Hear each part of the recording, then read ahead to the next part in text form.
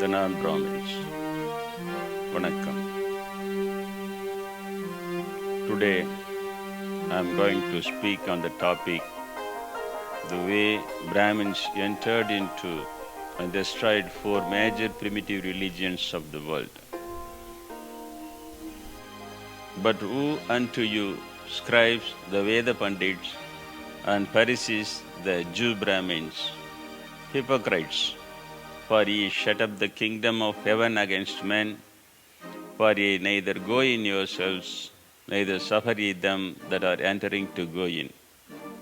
Matthew 23:13. They have translated the term as hypocrites in English. Psychopaths must be the right translation. Scribes are Veda Pandits of Jew religion. Pharisees are the Orthodox Jews, the Jew Brahmins. Even today, the Hindu Brahmins are self-proclaiming themselves as Orthodox Hindus. In whichever country they invade, in whichever religion they intrude, the Brahmins would first snatch away all the high marks and say they belong to them and block the native religionists to use them. Over the course of the time, they will be identified as their own. The word orthodox is such a snatched word. The Pharisees called themselves as Orthodox Jews. Hence, Pharisees are the Persian Brahmins who came from Persia and entered into Judaism, self-proclaiming themselves as Orthodox Jews. So hereafter it is right to translate the word Pharisees as Brahmins of Persia or Pharisee Brahmin. Let me describe shortly here why Jesus called Jew Brahmins as psychopaths. First, let us see what is the silent period of spiritualism. In different parts of the world, the period between the coming of a saint and the next saint is called the spiritual silence period of the world. The period between the coming of Moses and Jesus is a silent period, nearly about 1300 years. Some say it is 400 years between Malachi and Jesus. The period between the coming of Ramar and Kannapiran is a silent period, nearly about 2000 years. I shall explain under three sections how the Brahmins, using this silent period, entered the four of the world's greatest religions and destroyed their sanctity. 1. Brahmins entering the primitive religions, Brahmins spoiling the primitive scriptures. 3. Destroying religions by saying one in the scriptures and practicing the contrary. 1. Brahmins entering into primitive religions. Judaism. The primitive Jewish people were not Pharisee Brahmins, Sadducee Brahmins, nor Vedic Pandit Brahmins. They are tribals. They are direct followers of Moses' 10 Commandments.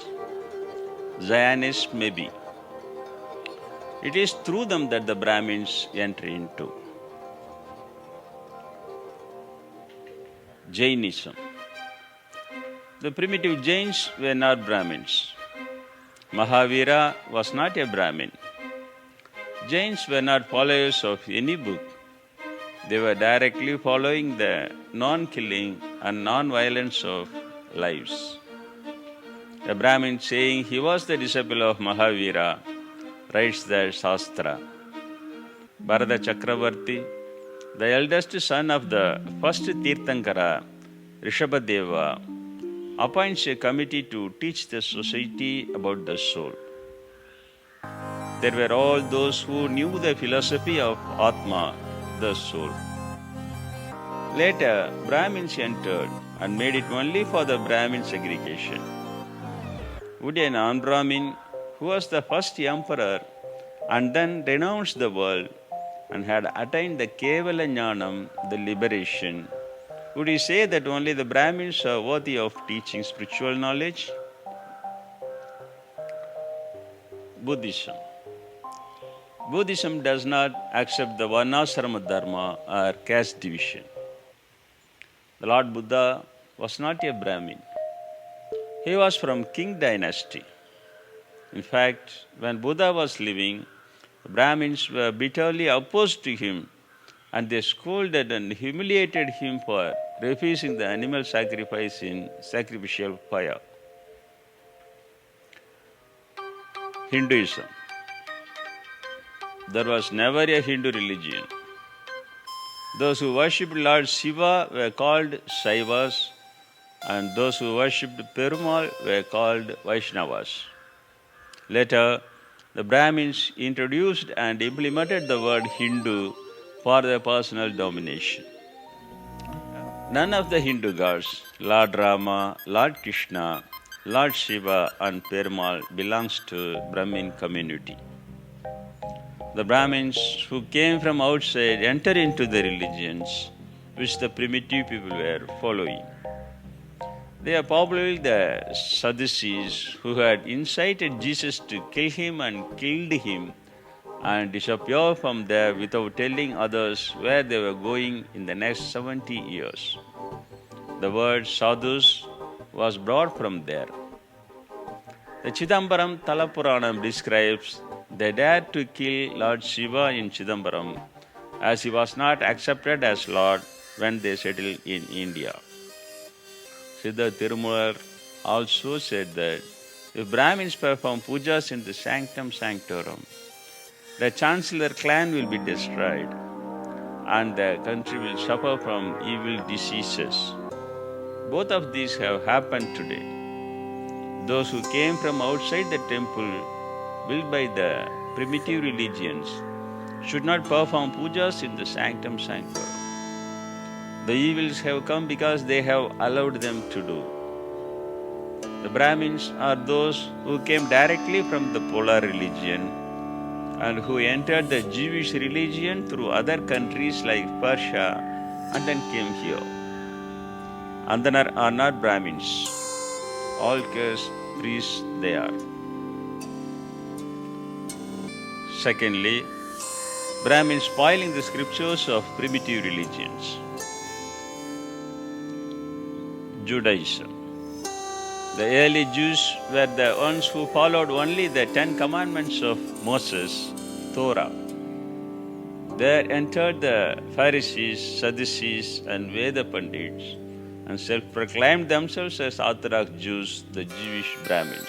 Using the silent period, the rabbis were established as Brahmin priests all over the country, and through them they revised the Torah and wrote a new scripture called Talmud.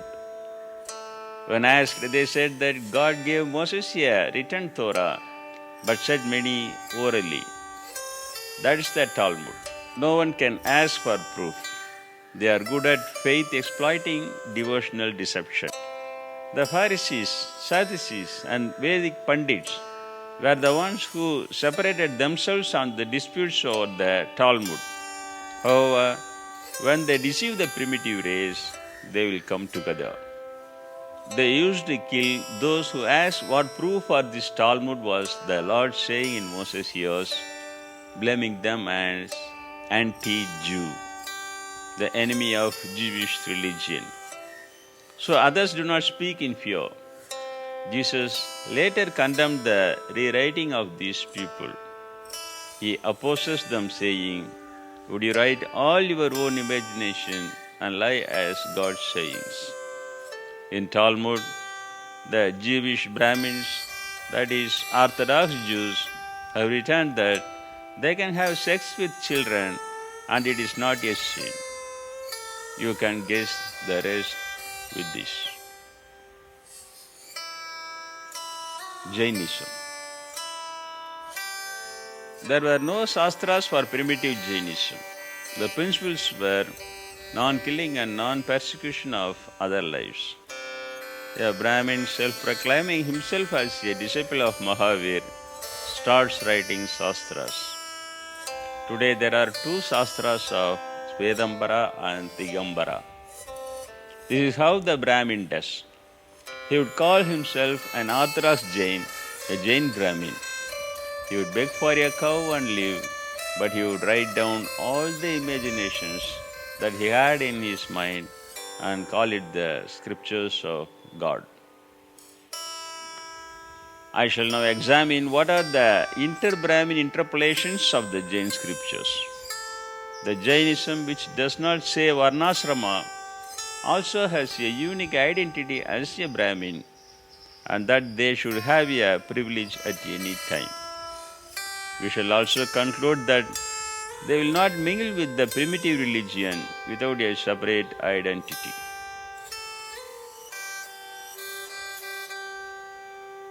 Buddhism. Brahmins were bitterly opposed to Lord Buddha during his lifetime, who refused to accept caste and animal sacrifices in the name of rituals. After his death, knowing the success of Buddhism, Brahmins slowly entered the Buddhism. The Brahmins have also interpolated caste into the rare book Dhammapadam and spoiled its sanctity, which had been compiled by the disciples of Buddha from the teachings they directly heard from Buddha. One should experience the good of good deeds and the evil effects of the evil deeds. The Buddha's teaching is that there is not a single place in the world to escape from it. But Brahmins entered into Buddhism and inserted caste lies even into this Dhammapadam. They inserted that if a right Brahmin, even if he kills his mother and father and two Kshatriya kings, and if he kills or destroys a country with the inhabitants, he will not be sinful. Dhammapadam 292 and 293. Hinduism. Krishna never said that I created four castes myself, in which Brahmin caste was the highest caste, and they had inserted a lie into his mouth and made Hinduism a little. Krishna himself, and he was not a Brahmin, Brahmins had written the scriptures over scriptures for more than 1,000 years. 63 Nayanmas reached Kailayam. Some of them have gone to Kailayam with their bodies. Not one of them was a Brahmin. There are some Andanas, but Andana is not Brahmin. It is sad to note that the web translators translate the term Tamil Andanar as Brahmin. The Andanas are the eminent and righteous. There are Andanas in all castes. 3. The Brahmins destroying religions by saying one in the scriptures and practicing the contrary. Judaism.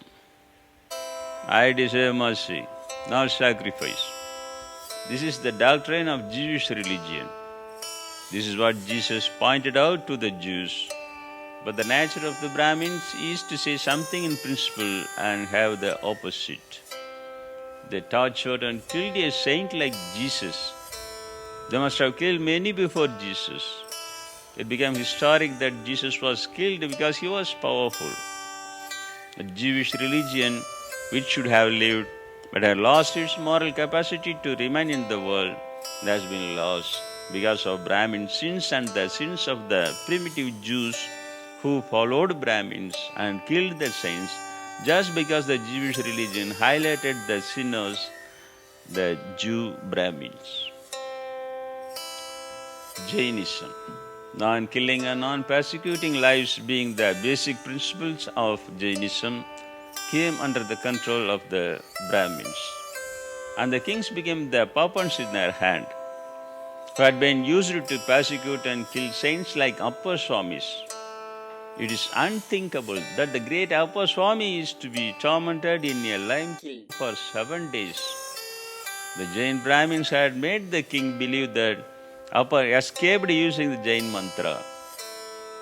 Every time he hears them and performs atrocities, he tramples Appar with the furious elephant and gives him poison and asks him to drink.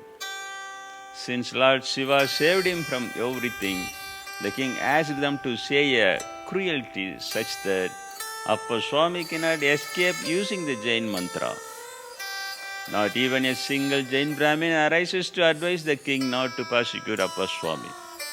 Instead, they advise the king to tie the rock stone and throw him into the sea. Since Appa was powerful, he escaped with the bliss of Lord Shiva. How many people have died?